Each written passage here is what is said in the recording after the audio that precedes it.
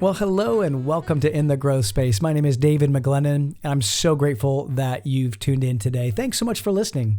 You know, I say this every episode, but I truly mean it. I really appreciate you tuning in to the podcast because, you know, where you choose to invest your time really matters. And the fact that you've chosen to invest it here means a lot to me. And if the podcast has given you some kind of value, would you do me one small favor? Would you just go to your podcast app right now and scroll to the place where you can give us a rating, and hopefully you can give us a 5-star rating, and just even maybe pause for a moment and add a quick review. That would mean the world to me and the world to my team as well. You know, so many stories of growth have moments of impact, and I really believe that when you hear today's guest, you're going to find many moments of impact along his way. Today, I have Ryan Botner on the podcast, and as you're going to hear, Ryan has such an amazing story. And for those of you who know my background in the insurance and financial services industry, you're going to hear why I connected with him. And you know, early on in his life, Ryan had many good intentions as he built businesses and was one of the top salespeople year in and year out. But his life was empty, and nothing could ever bring him a feeling of significance. We talk about the switch from success to significance. And he sought out fulfillment in a lot of places that just weren't healthy. He was chasing things and events that always led him to think, is this all that life is about? Now, what I also want to say here too is that Ryan talks a lot about his journey, and it's a one of faith and involves God. So if that doesn't resonate with you, please don't tune out. Hear the path that he was on and look for the principles and the elements of growth that he shares. I know that sometimes people who don't come from a faith perspective can have triggering events or be triggered by people talking about their faith. And you know, if that's you, consider this your call to remain in your own growth space. And I just know that Ryan has so much to share in this conversation and sharing his story of personal growth. And I just wanted to share it with you. So one of the things that Ryan shares relates to the law of the inner circle, and we talk about that. And that's the leadership law that says really who surrounds you matters. And it's one of the reasons why we have our inner circle groups to help leaders be surrounded with like-minded and growth-minded people. And we always have a way for you to join in our show notes if that's something that speaks to you, especially after this episode. And if it does, I'd be honored to have you submit an application and just check out the show notes for the link. All right, so let's go ahead and get into this conversation of growth right now. Well, hey, Ryan, so great to have you here in the growth space. Welcome to the podcast. It's great to be here, David.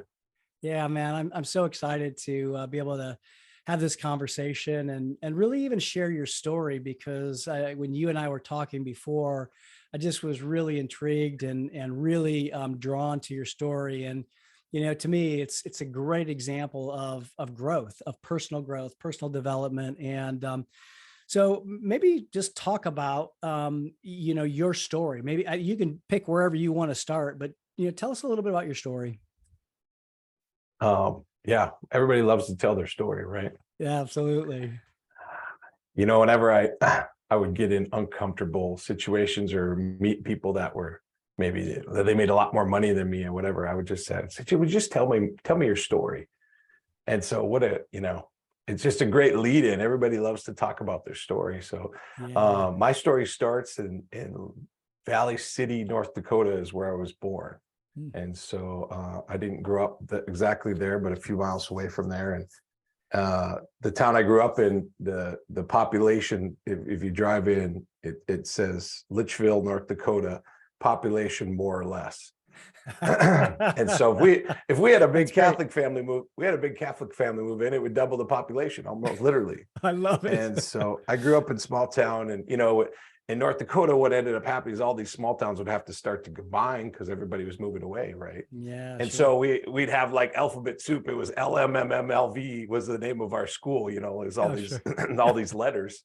Yeah. And so we just kept, and I would, I grew up kind of on a farm, but my grandparents were on the farm in the Knots, but I grew up and really, learned to work hard. My grandma, who was the hardest working woman, my grandpa had Parkinson's disease. And she said, Ryan, she goes, if you work hard, you'll eat good. And she was an unbelievable chef, David. She was, she could make the best meal out of nothing, and we didn't have much money either, but she literally could. And I grew up big. I was a big kid. I'm still about 300 pounds. And so I worked hard. She said, you work hard, and obviously I worked pretty hard. And so that earned me the right to play some football. And, I got made fun of a little bit when I was young, and I had a little chip on my shoulder from that. But I think it was a good chip. You know what I mean? It wasn't. Yeah, of course.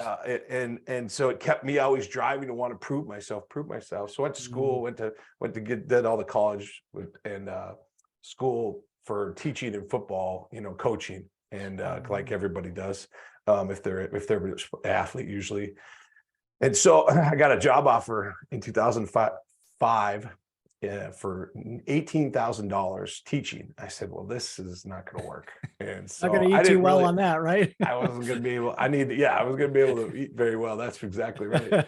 And so my uncle at the time, he was a pretty good advisor, for me, mentor. And he said, Ryan, this guy came in and gave a presentation to our whole office. He worked at the time for Accenture, which was a consulting firm, and they had just taken away 401ks and all this. This was after 2001, right? Sure. And so this guy came in a nice suit, and he's telling everybody about financial, literacy and then say, if you want to meet with me, meet one-on-one. So he meets with this guy. Well, this guy sells him a variable life insurance policy, and he's a financial advisor. And he says, Ryan, you could do this. And I said, well, okay. And I had just lost a bunch of weight as I got done with school. I probably lost like 50 pounds. So I was feeling good. I was on top of the world. I had a beautiful girlfriend. I was like, I could do anything. So I just started applying with all these companies while I was doing my student teaching. And nobody really would take a chance on me because I didn't have any sales experience to come into financial services, except for one company, Northwestern Mutual. They took a chance on me, and they're kind of known for hiring kids out of school. And so I did it. I took, I wasn't, never been a good test taker, pretty much means that I'm stupid, but that no. People say you're not a good test. You're not a good test taker. Belief. Right. I love it. But anyway, I took my test a few times and actually got a DUI in the middle of all that. And I didn't lose my license, but I made a vow to myself at that time. I said, man, I'm never going to drink and drive again. And I did a pretty good job of that. You'll learn later in the story. But, and so God gave me favor to like get out of that situation. I still got my license and nothing, I didn't have any hiccups there. And I hit the ground running. The first 6 months, I was 10-3-1, which means, 10 phone calls, three meetings, and one sale. And literally that's how it meant, and so I just took it and ran with it. I made $30-some thousand in 6 months, and I won the advisor of the year for the new reps and all that. And then I hit what's called PCAS, post-goal attainment syndrome. And so I hit all my goals, and I went to Vail a couple times. I was like, okay, I just started spending some money and doing some things. And then the whole next year, I just didn't work that hard. I still probably made 40 grand or something. But my mentor at the time said, Ryan, do you really want to do this? And I said, yeah, I really want to do this. And so what I did is I read 2 books. And so I heard somebody say this a while ago, so you'd be better off reading 1 or 2 books and going all in, implementing them, than reading 50 books and doing nothing, right? Right, absolutely, yeah. And so I read Relentless, the book about Kobe Bryant and Michael Jordan, Tim Grover, and he did a great job of just talking about you need that persistence, you need that relentless, tenacious pursuit of excellence. And so I read that book, and then I read Marketing to the Affluent. So then I started to understand really what affluent people did. I grew up in North Dakota in small town. I was a Sure. country club kid. Yeah. I didn't know what affluent people even did. I didn't understand any of that. And so I took those 2 books and I went all in. The next year I made over 100 grand. Then it went 150, 250, 350. Before I was 30, I was a millionaire. Wow. And just falling in love with the system, the numbers, the Sure. lifestyle. Well, then big money, big problems start to come. Yeah. So what happened next? What happened then? And so, I got married, had kids, but I started to kind of lose my purpose. I was making millions of dollars. Yeah. I'd do anything I wanted. I went to the Masters. I golfed every course. I went to the Super Bowl in the suite, private jets. I literally would do everything I wanted to do. And I said, oh man, this life I just had no purpose. Yeah. Well, I went to the doctor because I was eating good, and so I was eating really good. Huh? I was getting pretty big, and I was like, man, I got to go to the doctor. So I went to the doctor, and he's like, you want to lose some weight? He's like, I'm going to put you on Adderall because you got ADD. Wow. And so he put me on Adderall, and then he gave me the T-shot, which is really steroids. Yeah. And I lost like 50, 60 pounds. Wow. And but that Adderall, I loved it. Sure. I never done a drug I drank and I smoked some weed before, but I never did a drug like that. Sure. And so I just wanted more of that. So I started doing cocaine and ecstasy and bricks, everything. And then that life, literally within 15 years of building my business, $1 million business, 10 employees, 20 advisors, great reputation. In 3 years, I destroyed almost every relationship I had. Wow. And blew almost every dollar. Wow, man, that's so amazing. That's really interesting, Ryan. And I'm kind of curious because, in the 21 Irrefutable Laws of Leadership, John Maxwell talks about the law of the inner circle. And I'm always curious about who did you have around you at that time that kind of influenced that behavior or that lifestyle? It's a really good question, David. You know who I had around me? And I say this all the time. I said, I had people that only said yes. Interesting. They were yes. They were all about Ryan, but nobody ever told me no. Wow. And I had really no godly influence. At that point, all the people around me were really successful. Sure. But they were very unhappy themselves, trying to fill in things of the world, go to Costa Rica and have all this different stuff. Yeah. And so it was all the pleasures of the world that we were seeking, all this group I was with. And, John talks about it, all the time. Like, I've met a lot of successful, unhappy people. Right. Like, I can't even count them all. Yeah. Were you unhappy at that time? Absolutely. I might have seemed, I had a cackle. I had a good friend of mine the other day. He's like, man, you're so different. He goes, you're not even cackling. I would just be, because it was the kind of, I don't even know what he meant by that, but I literally would just, everything was kind of like, oh, it'll be fine. But it wasn't. On the inside, I was not okay. Yeah, sure. So how did you make a change, and what happened to be able to kind of get out of that lifestyle and maybe even remove some of those yes people that were around you? Well, when the money started to go down and things, I started to run away from my problems. So first and foremost, when I was lived in Fargo, North Dakota. And I worked a lot all around the country, but my main medical school that I sold life insurance and disability insurance to was actually in Nevada. It was in Las Vegas, of all places. Oh yeah. That's not a great place for somebody with a growing cocaine addiction. Yeah. Right. No kidding. And so, so I literally moved myself. We rented a place in Las Vegas. I moved my family. I just started to run away from problems. That didn't work at all. And so that just kept getting worse. And then all the lies started to come out and unraveling, and the cheating, the affairs. And then, I had all my friends that were like, they didn't want anything because they thought, they're like, well, you're not going to tell anybody about what we do. Right. And so then they started to just shut me out. So then, exactly. Wow. And so that was a good thing though, because then I was able to really see like, oh, who is really my friend? Right. And who really does want, the best interest of myself. Yeah. So it started to get to be some pretty dark days. Yeah. How did you When we get through moved, that? How did you get through some of those dark days? I did more drugs and alcohol. Oh, wow. Yeah. And so if you can imagine how well so it was about a year and a half. I don't remember much. Wow. My wife, she really got heavy into working out in the gym to just deal with it. Cause I would be gone for 5, 7, 10 days at a time. I wouldn't come back. Wow. I would just leave. And, we had 4 small children, and we had a nanny, and we had all that stuff. I still have money, but I was just all my world was colliding, and I didn't know what to do. And I would try to get sober. I'd go to some AA meetings. I'd go on little stretches, and I just could never do it on my own. And finally I got arrested a couple times, but one with a bunch of drugs in the car. And so I had 4 felony charges hanging over me.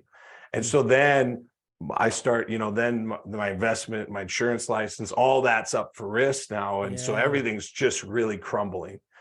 And then finally she said, I got to leave. She took the kids and she came back to North Dakota, and she left, and I didn't even think anything about it. I just moved my girlfriend right in. So I said, well, if I can't make money doing this anymore, I'm going to start dealing drugs or do whatever. I always had a way to make money. I just was that type of guy. I was a hustler since I was young, delivering pizzas and whatever. I just always had a thing where I always. Grandma taught you to eat well, right? She taught me to eat well, and that means I had to earn. Yeah. Right. And so I always had a way to make money. And so, but then when she left, she took the kids. This was in 2020. So this is right. So now COVID hit, and I'm thinking like, hey, I got a second chance at life here, because everybody's talking about COVID, and nobody's really remembering what's going on with Ryan. Yeah. And so I was like, this could be like a new life for me. So I had some hope. And I kept saying, David, I'm going to change the world. Like I just felt something inside me. Was like, there's something big coming. I didn't know what that meant at the time. I thought money and things, but really God had other plans. He was starting to draw me. He was starting to draw me, because I would party, and I'm like, I wasn't getting drunk or high anymore. Nothing. I was just losing. I was just like, this isn't fun anymore. Yeah. And so he was starting to draw me. Well, then I OD'd, and I actually died. I was dead. I was in a coma for 3 days. Wow. And this was in about October of 2020. Wow. And so I came like up deep in the heart of the pandemic kind of a thing. Yeah. Wow. I had a house party. Not a great time to be in the hospital either. Right. And so that was the thing too. I had COVID too. So I had COVID and I OD'd. How I didn't die was only the mercy and grace of God that I'm here. Yeah. And so I came out, and I still didn't care.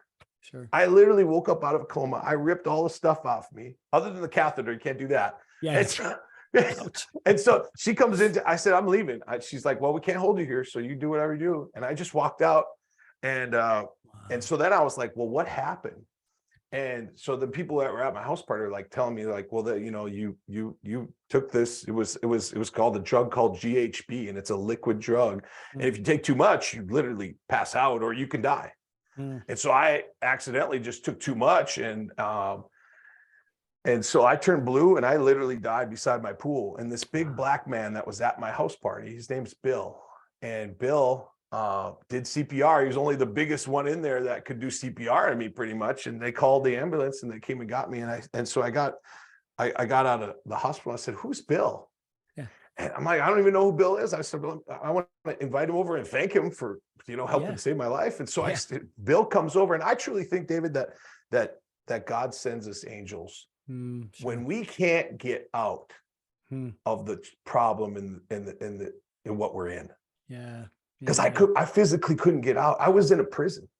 Yeah. I couldn't get out. Yeah. Wow. Yeah, that's what I was going to ask. Like, what was the catalyst for you to be able to then finally get out? So it sounds like Bill was the kind of the doorway for you. Bill was the doorway. And so so even after that, I still was doing drugs. I was drinking. I didn't care. But Bill's sitting there talking to me, and so we just having a conversation. Well, I grew up in North Dakota, and it's racist. Like it is what it is. Yeah, And sure. so I was racist to everybody though. Hmm. Black, white, Mexican, doesn't matter. I was just a racist person. I was arrogant and had money. So I thought I could do and say anything I wanted. Hmm. Well, this bill, I'm asking him, I'm just asking him like what happened. So he's telling me about, how I passed out and I died and all this stuff. And I said, well, and so in the conversation, this is just the racist Ryan, the old racist Ryan. I said, Bill, you're black. Obviously you've been, there's no offense, Ryan. He's like, but no, he was like, I've not really been to jail like that. He was like, I did a weekend for a DUI. And he goes, but the only thing I did when I was in jail over that weekend, Ryan, is I read the Bible. And that's all he had to say, David. He said the word Bible and it cut me right to my heart. Oh, man. Wow. And convicted me. I said, that's it. I need God. Wow. Yeah. And I went straight to church that weekend. Randall Cunningham's church in Las Vegas. Oh, he's the quarterback. Yeah. He's a pastor now in Las Vegas. And I went there and I brought my girlfriend, I brought my druggie friends and everybody, they all came with me. And we went to church, and at the end of church, God started to move on me. And that next week I repented. I literally turned away. I slammed the door in her face. I gave her tens of thousands of dollars worth of drugs. Wow. And I said, I choose Jesus. I'm going back to my family. And I did. Wow. Wow. So there's that one shift, that one person just was able to change, your one perspective. Word. Yeah. One word. Yeah. Wow. That's interesting. So how did, when you went back then though, like, what did your wife say? I mean, what happened there? If you can imagine, I put her through a lot. Sure. Over 3 years. It was a lot. And it was probably even building up for 3 or 4 or 5 years. But she could tell we were living a crazy lifestyle. Sure. And so God was drawing her, and she started to read her Bible more and she was reading the story about the rich man and how hard it is for the rich man to get to the kingdom of heaven. And she's like, we're in trouble. So she started to pray for me. Well, those prayers absolutely saved my soul. Because I feel like there wasn't many people that were really praying for Ryan, honestly. Sure. And so, but I came back and she's like hesitant. She's like, well, she literally thought probably for the first 6 months that I was just going to leave any given weekend. She thought I would leave and go to Bismarck. She'd be like, if I don't see him in a month, she was expecting that because that's what I was doing to her. Wow. Okay. And now learning that, I have more compassion and empathy for my wife of what she was really going through. Because I did all these things. Because I'm like, no, I'm here. I'm okay. Like God's delivered me. And I saw now over, almost coming up on 3 years, I've had to earn that trust. I've had to literally do what I said I was going to do. Yeah. And be an actual man of God. And it hasn't been all roses, that's for sure. Oh, I'm sure not. But talk about that process a little bit, because I think that so oftentimes, people might hear a story like this and think, oh, wow, that's great. Things happened and miraculously things changed.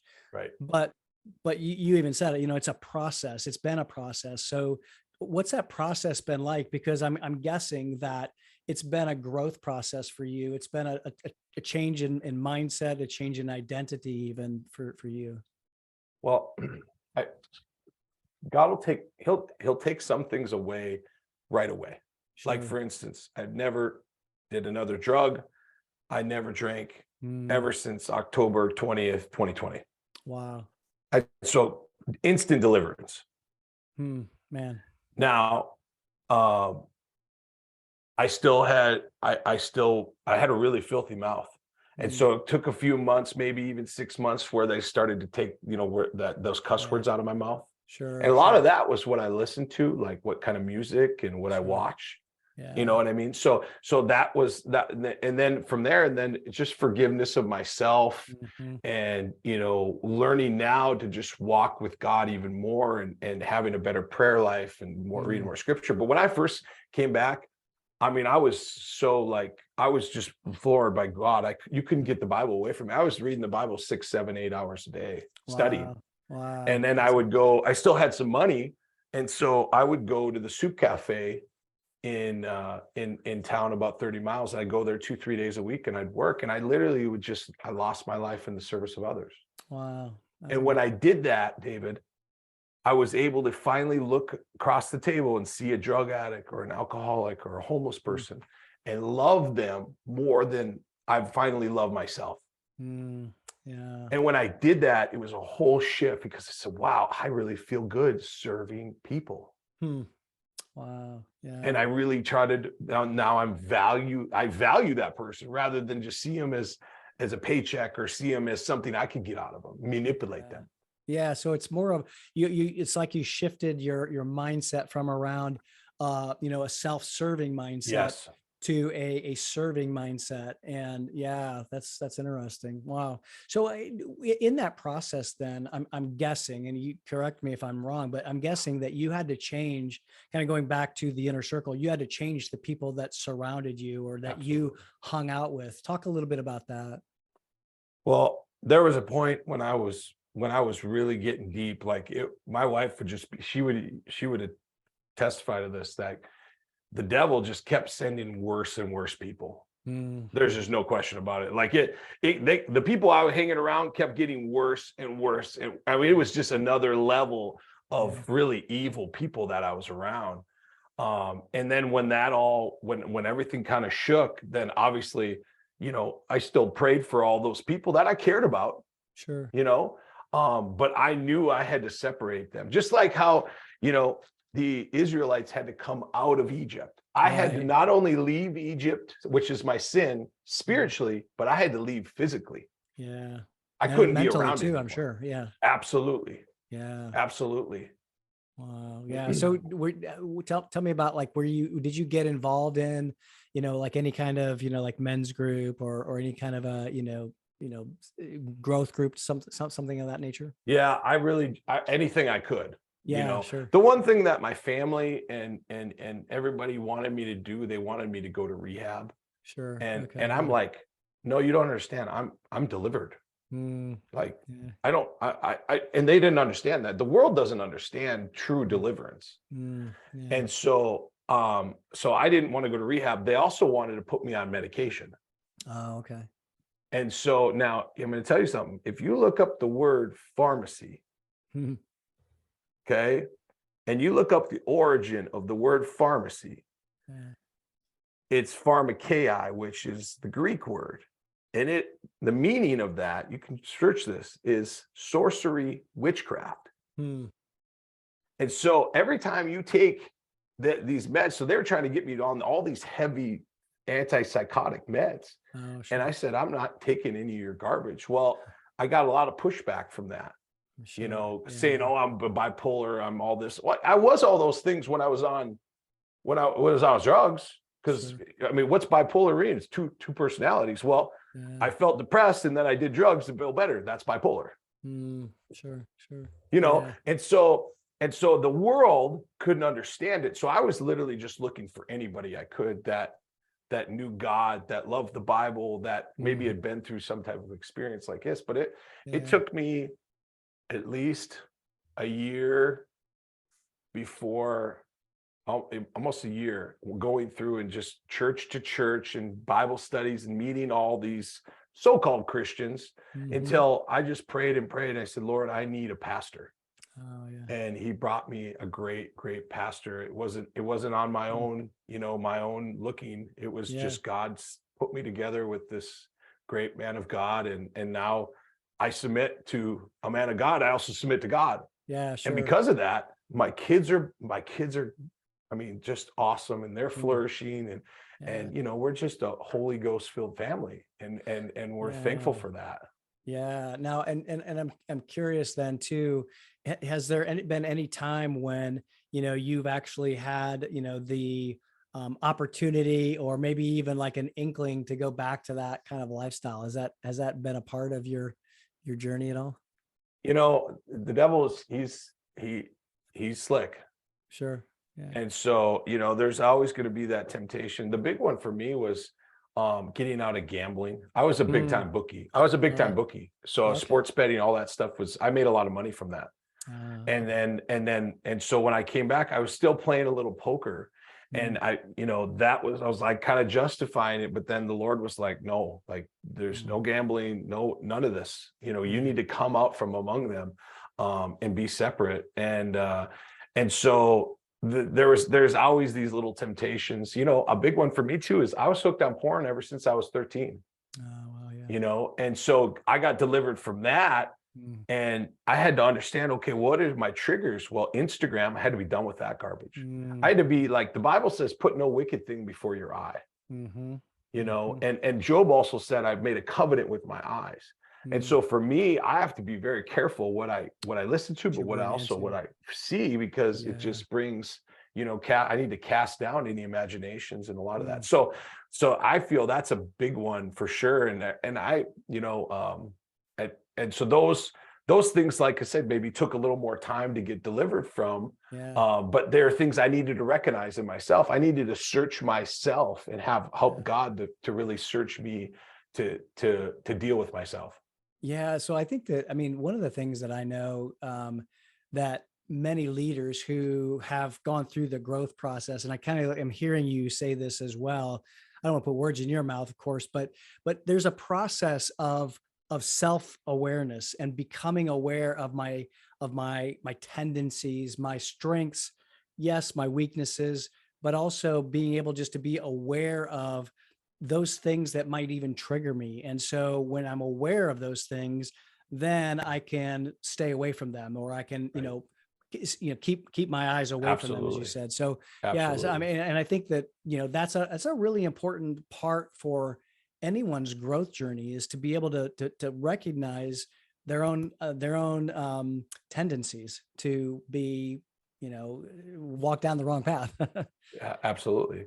And there's a Yeah. reason where, John, the first law of the 15 laws of invaluable growth is intentionality. And the next Right. one is awareness. He Right. has those in order for a reason, Yeah.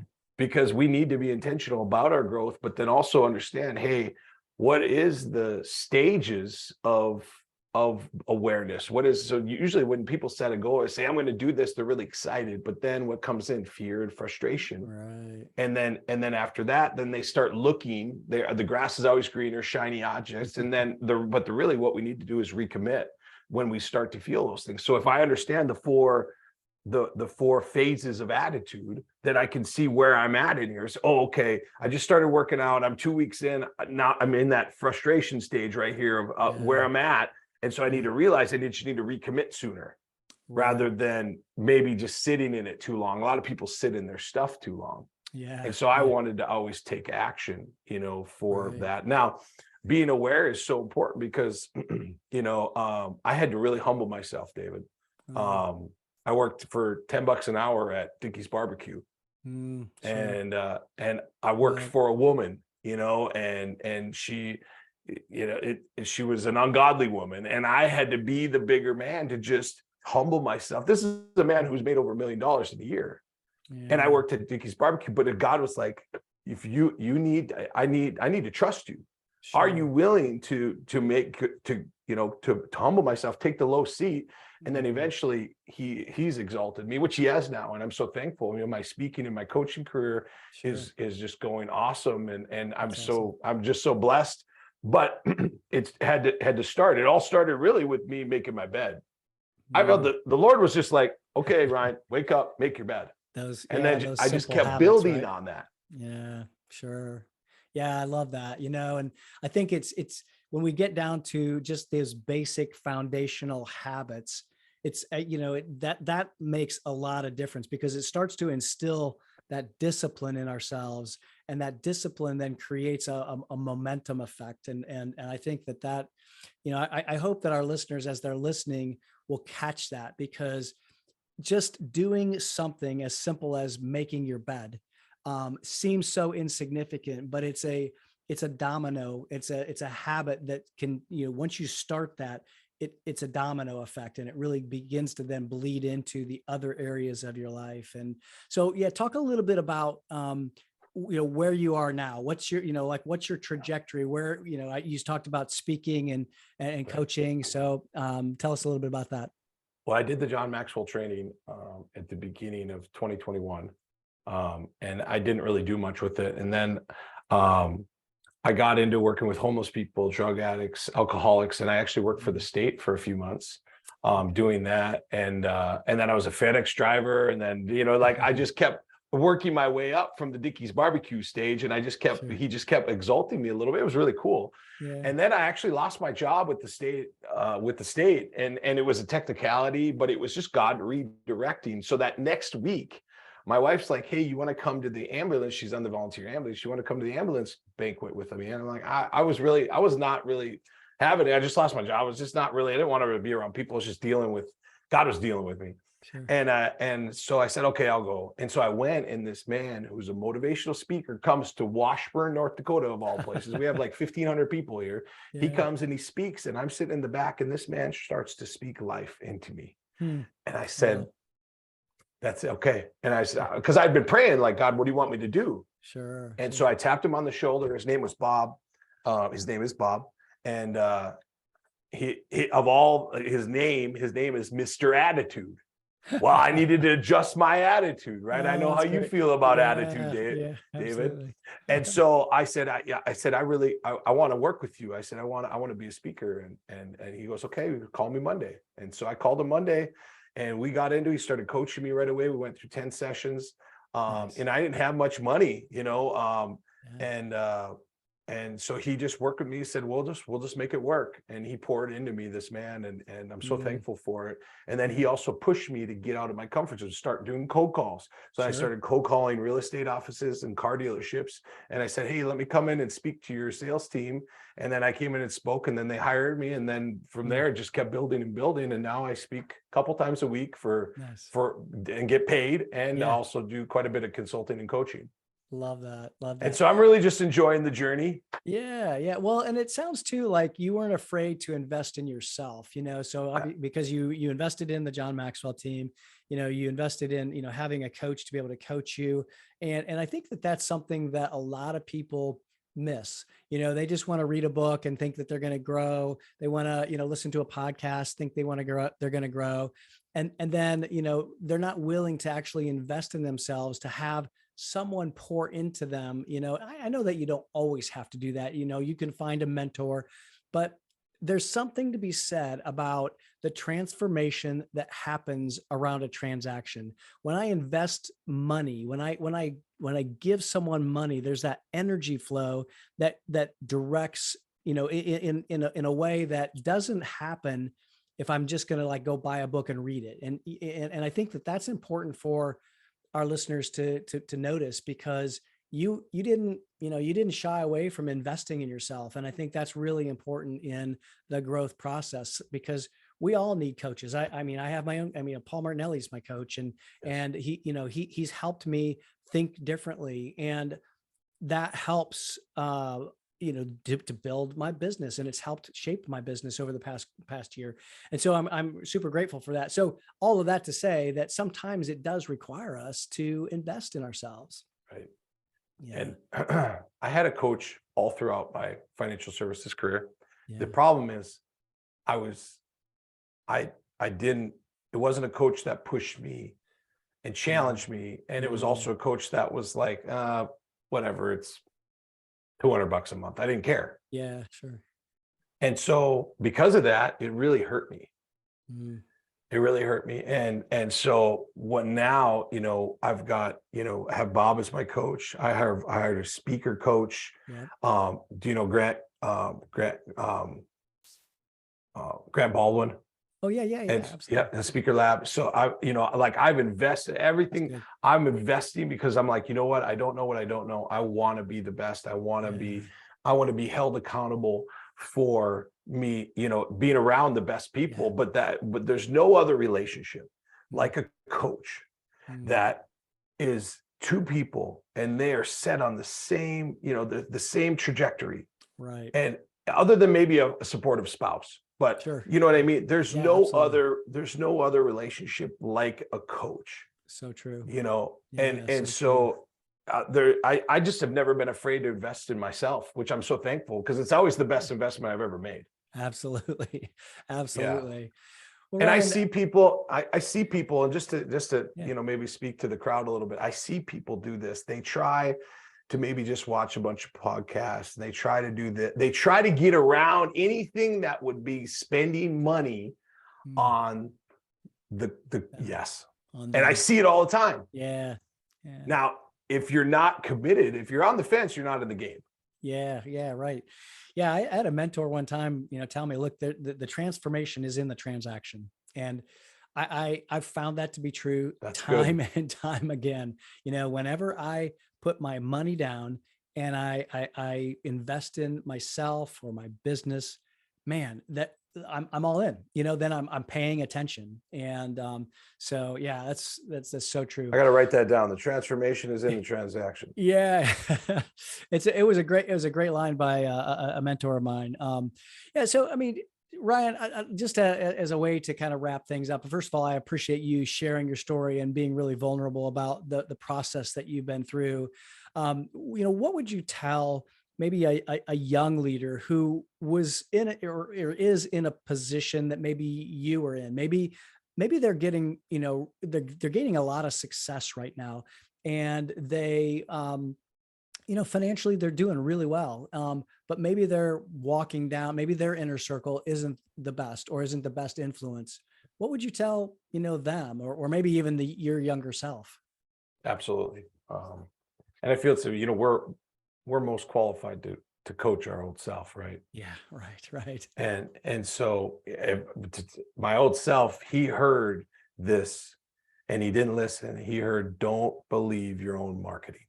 Mm, yeah. And I thought I heard it, and I didn't listen to it because I had so many people around me, like, oh, exalting Ryan and putting me on this pedestal. And I didn't have anybody around me that was able to keep me humble. But, I didn't have God. So he had to take me through all this. I mean, and I'm so thankful, Yeah. and grateful. And that's probably why anytime I start to get stressed, I just be how thankful I am about, every breath, every heartbeat, every moment.